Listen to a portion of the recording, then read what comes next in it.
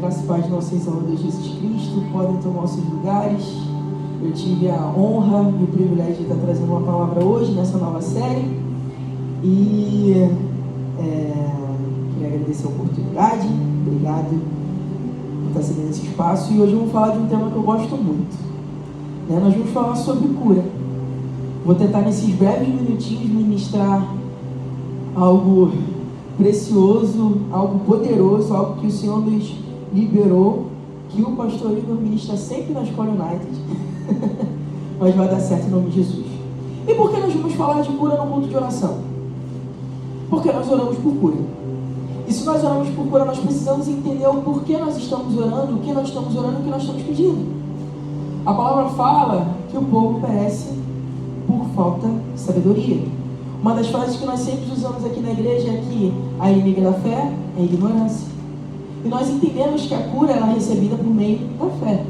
Então, se nós não sabemos pelo que orar, como orar e como nos posicionarmos diante da cura, a chance de fracassarmos é exorbitante. Então é por isso que nós vamos falar sobre isso hoje. Nós vamos fundamentar um dos presentes maravilhosos que o Senhor nos entregou quando Ele morreu naquela cruz. Amém? Então vamos lá. Eu queria começar com algumas perguntas. A ministração ela vai ser trabalhada por meio de perguntas. Perguntas que normalmente fazem com que a gente tome decisões erradas em relacionado à cura. E faz com que a gente não atinja o resultado a qual que nós esperamos. E a primeira disso tudo é a vontade de Deus curar? Se nós não temos a compreensão e o entendimento que é vontade de Deus curar, então significa que toda vez que nós formos orar por alguém, nós vamos ter dúvidas sobre a vontade de Deus curar ou não. Então, se nós não cremos de fato que é vontade de Deus sempre curar, sempre iremos ministrar cura com alguma certa tipo de dúvida. Afinal, se não é vontade de Deus curar alguém, quando nós oramos por cura, nós estamos em desobediência. Se o Senhor colocou aquela doença, aquela enfermidade sobre alguém e é vontade de Deus que aquela pessoa esteja com aquela doença, se você vai no médico, você está em desobediência. Se você toma um remédio, você está em desobediência. Afinal, é a vontade de Deus. Mas vamos ver que não é muito bem por isso, não é muito bem por aí. Em Jeremias 17,14 fala: cura-me, Senhor, e serei curado. Salva-me e serei salvo, pois tu és aquele que me ouve. Em Salmos 103, no verso 3 fala: é Ele quem perdoa todas as suas iniquidades e cura todas as suas doenças. Todas, aqui, em qualquer língua, em qualquer tradução que você fazer, é todas. Todas, é todas.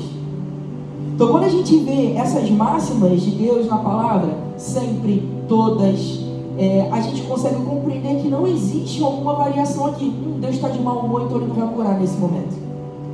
Todas, é todas. Pastor, então vamos continuar mais. Lucas 6,19.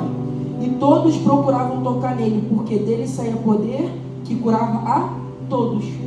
Ele curava todas as enfermidades e curava todos aqueles que tocavam nele. E se Cristo é a expressão exata do ser de Deus, e uma das coisas que Cristo mais fez durante o seu ministério foi curar as pessoas, então nós conseguimos compreender também que é a vontade de Deus curar. Amém? Faz sentido? Isaías 53,5. Ele, porém, foi traspassado por causa das nossas transgressões e esmagado por causa das nossas iniquidades. O castigo que nos trouxe a paz estava sobre ele, mediante as suas feridas nós fomos sarados. Existe uma plenitude na salvação e na ressurreição de Cristo que não se condiciona somente à nossa salvação, mas a cura completa também do nosso corpo. Por quê? Se a gente fosse olhar para a lei, somente perdão dos pecados era somente a morte do Cordeiro. Mas por que Cristo sofreu no seu corpo, tanto físico quanto emocional? Para que Ele pudesse levar sobre Ele as nossas dores e enfermidades. Se fosse somente para a salvação, que já é algo glorioso, Ele só precisaria ter morrido. Ele não precisaria ter sofrido. Mas como Cristo tinha a intenção de nos dar uma plenitude de salvação para todo o nosso corpo, nossa alma e nosso espírito, Ele sofre na sua alma e no seu corpo e no seu espírito para que a gente tivesse a salvação completa e redenção do nosso ser. Amém? Amém. Então, se a gente já está fundamentado aqui que é a vontade de Deus curar, então a gente consegue compreender aprender algumas falácias que eu não sei vocês, mas eu cresci ouvindo sobre isso, sobre Deus coloca doença. Ah, irmão, se não vier pelo amor, vai vir pela dor. Essa enfermidade foi para poder ensinar a ter fé. Meu irmão, mas aonde isso está escrito na palavra? A palavra fala que a fé vem pelo ouvir e ouvir a palavra de Deus. É muito incoerente a gente achar que a fé vai vir por meio de uma enfermidade, por meio de uma doença, se a palavra nos deixa claro que a fé vem pela palavra de Deus. Deus colocou no leito para aprender. Misericórdia. Êxodo 15, 26. E aí você fala o seguinte: se vocês derem atenção à voz do Senhor, o seu Deus, e fizerem o que é justo diante dele, e derem ouvido aos seus mandamentos e obedecerem a todos os seus estatutos, não trarei sobre vocês nenhuma das doenças que trouxe sobre os egípcios, pois sou eu o Senhor que os cura. Jó 2,7. Aqui eu não quero estabelecer nenhuma doutrina por meio do livro de Jó. Nós entendemos que é um dos livros sapienciais, poéticos, mas no início a gente consegue trazer uma revelação, consegue ter um pouco da revelação de quem é que traz a doença. A palavra fala: saiu pois Satanás da presença do Senhor e afligiu Jó com feridas terríveis, das solas do pé ao alto da cabeça. Em João 10, 10 a 11 fala: o ladrão vem apenas para roubar, matar e destruir. Eu vim para que tenham vida e a tenham em abundância. Eu sou o bom pastor e o bom pastor da vida pelas ovelhas. Tiago 3,11 fala: acaso pode jorrar águas diferentes da mesma fonte? Então, se Deus é o Deus que traz vida em abundância, Ele não pode ser o mesmo Deus que traz doença e enfermidade, porque a sua palavra fala que não pode sair da mesma fonte coisas completamente diferentes. Muito bom, aleluia. E tendo um entendimento disso, que a vontade de Deus curar, que Ele não coloca a doença, então nós damos desobediência quando nós oramos por cura, quais são os meios da cura? Eu fiquei refletindo sobre isso, porque nem sempre funciona da mesma forma. E eu comecei a buscar no Senhor os meios pelo qual o Senhor pode se manifestar em cura. E o primeiro deles, e é o que é o mais pedido de todo crente, é pela fé. Nós temos a palavra de Deus, nós temos acesso ao Espírito Santo, e nós temos a capacidade, a oportunidade de, por meio da fé em Cristo Jesus, recebermos a cura que nós precisamos. E Marcos 5,34 fala: então ele disse: filha, a sua fé curou você, vai em paz e fique livre do seu sofrimento. Quem ele está falando aqui? A mulher do fluxo de sangue. Pela fé, ela confiou de que somente tocasse nas orlas da veste de Jesus ela seria curada. Lucas 18, do 40 ao 43 fala: Jesus parou e ordenou que o homem fosse levado a ele. Quando ele chegou perto, Jesus perguntou: o que você quer que eu faça? Senhor, eu quero ver. Ele respondeu, e Jesus lhe disse: recupere a visão, a sua fé o curou. Aquele homem gritava por Jesus e todo mundo falava assim: para de falar, você está incomodando o mestre. E pela fé de que ele sabia que Cristo podia curá-lo, ele recebeu a sua cura. Qual outro meio que nós temos de cura? Dons de cura. Nós podemos ver isso lá em Coríntios, sobre os dons de cura. A palavra fala lá em Lucas 6,19: e todos procuravam tocar nele, porque dele saía poder que curava todos. Aqui Cristo estava porando num dos dons, nos dons do Espírito, que era o dom de cura, que ele independe da fé de quem está recebendo. Só que você não pode ativar o dom como for um Superman, um X-Men da vida. O Senhor opera da maneira que Ele quer, por misericórdia. E na maioria das vezes esse dom ele funciona como um sinal ao credo. Por quê? Se ele independe de fé, ele é muito utilizado para aquelas pessoas que precisam aceitar a Jesus. Como assim? É só a gente ver lá em Atos 8, do 6 ao 8. Aqui está falando sobre Filipe. Filipe vai para a cidade de Samaria. A palavra fala que o povo começou a dar atenção à pregação da palavra, porque Filipe curava muitas pessoas e havia muitos milagres por meio da operação que Filipe estava fazendo. Então, se as pessoas começaram a dar ouvidos à mensagem depois do que Filipe operou os milagres, significa que, teoricamente, no momento elas não tinham fé para receber. E é por isso que os dons foram operados. Nós também temos imposição de mãos. A palavra fala lá em Tiago 5,14: há alguém doente de vocês, que ele mande chamar os presbíteros da igreja, que estes orem por ele, ungindo com óleo em nome do Senhor. Em Marcos 16,18 fala: pegarão em serpentes, se beberem algum veneno mortal não lhes fará mal nenhum, imporão as mãos sobre os enfermos e eles serão curados. Aqui significa um poder especial nas mãos daquele que ministra? Não. A imposição de mãos é só mais uma forma na qual, por meio do contato, por meio da fé, por meio da oração e comunhão, o Senhor opera os milagres. Mas nós precisamos entender que existe uma coisa que é muito maior do que a forma que nós fazemos, mas é o discernimento que nós temos no Espírito Santo. Nem toda enfermidade é simplesmente uma enfermidade. Muitas das vezes é algo espiritual. E nós precisamos ter esse discernimento. Porque às vezes a gente não vai, alguém vai receber a cura porque ela recebeu uma oração por cura, mas porque ela recebeu uma oração para libertação. Pastor, onde você encontra isso? Marcos do 9, do 17 ao 29. Aqui fala sobre um homem que traz o seu filho para Jesus e que anteriormente os discípulos não conseguiram expulsar aquele demônio, e aquele demônio fazia com que aquele menino ficasse mudo e tentasse matar ele diversas vezes. Isso acontecia desde a infância. E jogava ele na água, jogava ele no fogo. Mas olha que interessante. A palavra fala o seguinte: se podes fazer alguma coisa, tem compaixão de nós e nos ajuda. Aí Jesus fala: se podes, tudo é possível àquele que crê. Imediatamente o pai do menino exclamou: eu creio, ajuda-me a vencer minha incredulidade. Quando Jesus viu que a multidão estava juntando, repreendeu o espírito imundo, dizendo: espírito mudo e surdo, eu ordeno que deixe e nunca mais entre nele. O espírito gritou, agitou violentamente e saiu. O menino ficou como morto, a ponto de muitos dizerem: ele morreu. Jesus, porém, tomou pela mão e levantou, e ele ficou em pé. Depois de Jesus ter entrado na casa, seus discípulos lhe perguntaram em particular: por que não conseguimos expulsá-lo? Ele respondeu: essa espécie só sai pela oração e pelo jejum. Se nós orarmos errado, não tivermos o discernimento, nós não vamos ver a manifestação daquilo que nós estamos buscando. Então, se é demônio, você exerce autoridade, expulsa o demônio. Se é enfermidade no corpo, você vai e ora pela fé, você recebe. Então nós precisamos ter esse entendimento. Só que existe um ponto aqui, mais um meio, e é o quarto meio que o Senhor falou no meu coração, que a gente negligencia e a gente joga isso para a conta de Deus. E esse último meio que o Senhor falou no meu coração, de que é o meio de que nós podemos receber cura, se chama autocuidado. A palavra fala em 1 Timóteo 5,23: não beba somente água, tome também um pouco de vinho, por causa do seu estômago e das suas frequentes enfermidades. Aqui o contexto, Paulo não está fazendo uma apologia ao vinho, ele estava falando que a água era muito ruim, era podre, ele estava deixando Timóteo passando mal.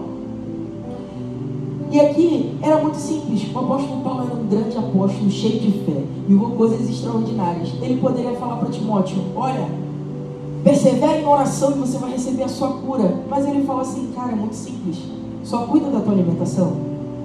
E às vezes a gente não vai receber, uma pessoa não vai receber uma cura, não vai receber um milagre, porque a forma na qual ela cuida do seu corpo está levando ela para um suicídio. O cara se enche de um monte de coisa, não cuida da saúde. Por exemplo, poxa, o cara foi diagnosticado com diabetes, mas todo dia toma uma coca. Mas é sem açúcar, pastor. E aí pede oração pela diabetes, mas do outro lado está jogando no time contra. Eu fico imaginando Deus lá, falo assim: meu amigo, me ajuda a te ajudar. Porque assim, a gente precisa ser consciente daquilo que o Senhor entregou nas nossas mãos. E nosso corpo é templo do Espírito Santo. E nós precisamos entender que a própria palavra diversas vezes fala sobre a forma como nós devemos cuidar do corpo. A gente consegue ver isso no Levítico. Então a gente não pode atribuir a Deus as ferramentas, não podemos atribuir a Deus a responsabilidade que nós temos sobre o nosso corpo. Amém? E aí você, depois disso tudo, beleza, pastor, fiz o que tinha que fazer, orei da forma que tinha que orar, e agora, como é que manifesta a cura? Nós temos duas formas de manifestação de cura: instantânea e progressiva. A instantânea, ela sim funciona como operação de milagre. O milagre é basicamente uma intervenção de Deus no curso natural das coisas. Meu irmão, a pessoa está com a perna menor do que a outra, a perna vai crescer. Meu irmão, a coluna precisa alinhar, o coxo precisa andar, o paralítico precisa levantar da cadeira de roda. Eu não sei você, mas eu não falo disso porque eu ouvi alguém falar, mas porque de fato são coisas que eu vivi. Uma vez a gente estava tendo uma conferência na UERJ e tinha uma amiga da minha esposa que ela tinha ido em todo quanto era tipo de médico e nada resolvia. Aí eu falei assim, então é agora, é hoje. E no meio do restaurante, eu e minha esposa, a gente pega a perna dela assim. A perna dela era tão menor do que a outra que o joelho dela, quando ela estava sentada, ficava menor do que o outro. Tipo assim, ficava assim quando ela estava sentada. E no meio do restaurante, a gente levanta a perna dela e a gente dá uma ordem: perna, cresça, se alinhe. E eu confesso, eu queria, mas eu não achava que ia ser tão rápido não. Porque no momento que a gente ordenou a perna crescer, eu fiquei, caraca, maluco, cresceu. Aí eu olhei pra minha esposa e falei, cresceu. E a menina ficou chocada, porque ela falou assim, como que cresceu? Porque eu tô há anos fazendo tratamento e nunca resolveu. E a gente começa a gritar naquele restaurante, dizendo, o Senhor curou ela, a perna dela começou a crescer. E o engraçado é que tinha um monte de gente da igreja lá, e foi uma festa naquele restaurante. Deus faz. Deus faz. Uma vez, meu vizinho estava com uma fissura na canela. Estava andando de muleta. Eu fui, orei, e ele não precisou mais andar de muleta. Teve uma vez que eu fui mais ousado. Eu estava no metrô e o cara andava com a perna que parecia que era um C. E eu tive que sair para orar por ele no metrô. E naquele momento aquele cara era um médico. E ele tinha vindo de um plantão numa unidade, não uma UPP. E ele estava muito mal. A perna dele foi restaurada? Não. Mas naquele momento o Senhor ministrou o coração dele ao ponto dele crer no Senhor.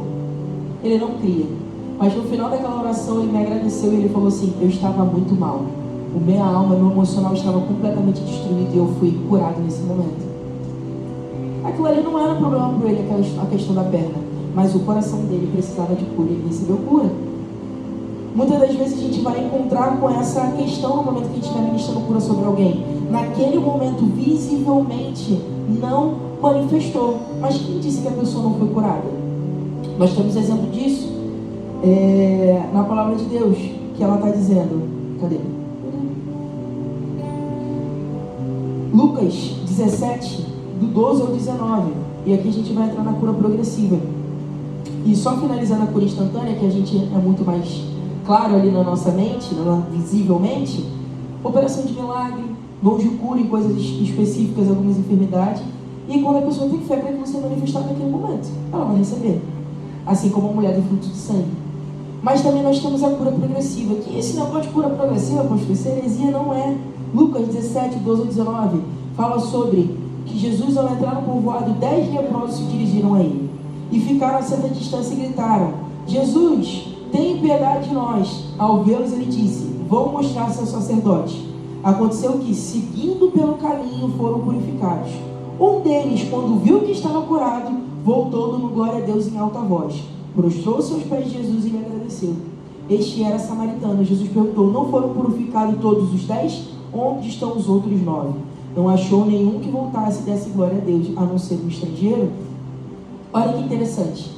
Aqueles homens, simplesmente porque Jesus liberou uma palavra sobre eles, eles creram que eles tinham sido purificados.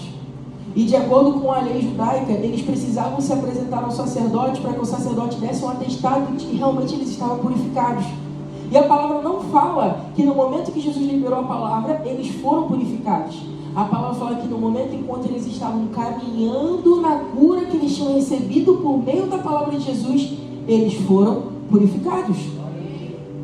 Eles creram que a palavra de Jesus era suficiente e era maior do que o corpo deles visível, aquela enfermidade visível. Isso fez com que eles recebessem a manifestação da cura. Então, muitas das vezes, quando você orar e não acontecer um milagre naquele momento, quando você estiver ministrando sobre alguém e você receber a ministração, já está feito. Deus, ele não é surdo. E a sua cura foi liberada naquela cruz. Naquele momento em que a cura foi ministrada e foi recebida com fé, anda em cima do seu milagre, porque em cima da sua cura, porque vai manifestar. Você pode dizer, Senhor, eu não vejo com meus olhos naturais, mas eu creio que pelo Espírito eu fui curado. Eu sou curado. Eu não vou ser curado, eu sou curado. E o meu corpo vai precisar corresponder à palavra que vem do céu. O reino espiritual é muito mais real do que o reino natural, meu querido. E se existe uma palavra de Cristo liberada, pode ter certeza que você vai viver se você permanecer. Naquele momento em que o servo daquele centurião, ele é curado, ele foi curado à distância. Não tinha nem live. Você que está na live recebe essa palavra. Mas não tinha nem live para ele ouvir a ministração. Mas Cristo liberou uma palavra. E aquele homem compreendeu que somente por uma palavra liberada de Cristo, o seu servo seria curado. E ele foi curado. Nós não precisamos de nada, querido. Nós só precisamos da palavra de Deus. E ela é suficiente para mudar a nossa vida. E agora, para você que precisa de alguns pontos práticos para receber a cura, você só precisa pedir. Você precisa entender que é para você, você só precisa pedir. Todas aquelas pessoas que chegaram para Jesus e falou assim, Jesus sabia que o cara era cego. Ele estava vendo que o cara era cego. Mas Jesus falou, o que você quer que eu te faça? E o cego falou, eu quero ver. Então veja. E a partir do momento que você pede, agradeça porque já está feito. Agradeça porque já está feito. A alegria e o contentamento por meio da fé é a chave para você viver uma manifestação do poder de Deus na sua vida. Naquele momento que eu orei sobre aquele homem que estava com uma fissura na canela, eu falei para ele assim, ó, me dá a mão, nós já oramos, o Senhor já ministrou a cura, agora vamos agradecer. E enquanto ele ia agradecendo, e eu ia perguntando como é que está a dor, e ele falava, está diminuindo. Então começa a agradecer, obrigado Senhor pela minha cura, obrigado Senhor pela minha cura, obrigado Jesus pela minha cura. E conforme ele ia agradecendo ao Senhor, a dor ia diminuindo até que ele não precisou mais das minhas mãos para poder andar. Ele pôde andar sozinho. Isso que é andar na sua cura. E os pontos práticos para quem ministra por cura é, primeiro de tudo, ensine. Porque aquela pessoa precisa de fé, e a fé vem pelo ouvir a palavra de Deus. Declare cura sobre aquele corpo, declare cura sobre aquela enfermidade. Ordene, dê ordem ao corpo natural. Ossos cresçam, enfermidade saia, eu te dou uma ordem. Nós temos uma autoridade em nome de Jesus. E no final de tudo isso, agradeça. Sempre nós vamos viver no meio da gratidão. Amém? Amém. Nem sempre, naquele momento, Deus vai operar nos dons para acontecer uma manifestação ali naquele momento, mas os filhos de Deus têm a responsabilidade de crer e confiar que o Senhor não muda. A palavra fala que não existe sombra de variação em quem Ele é. Se Ele fez naquela época, Ele vai fazer novamente, e Ele continua fazendo. Ele não muda, Ele é santo, Ele é perfeito. Aleluia. Nós que precisamos mudar. Se nós não estamos alcançando a nossa cura, porque nós precisamos ter mais fé, nós precisamos entrar nesse lugar de humildade. Se não aconteceu, não manifestou, não é porque o Senhor não quer, é porque nós não recebemos, é porque nós não cremos de verdade. Aqueles discípulos andaram com Jesus todos os dias durante 3 anos e não conseguiram expulsar aquele demônio. E Jesus falou assim, ó, é por causa da fé de vocês, a falta de fé de vocês. Homens de pequena fé. Nós precisamos nos deleitar na palavra de Deus. Nós precisamos buscá-lo e conhecê-lo, entender o seu coração. E aí nós vamos viver os planos e as promessas do Senhor para a nossa vida. Amém?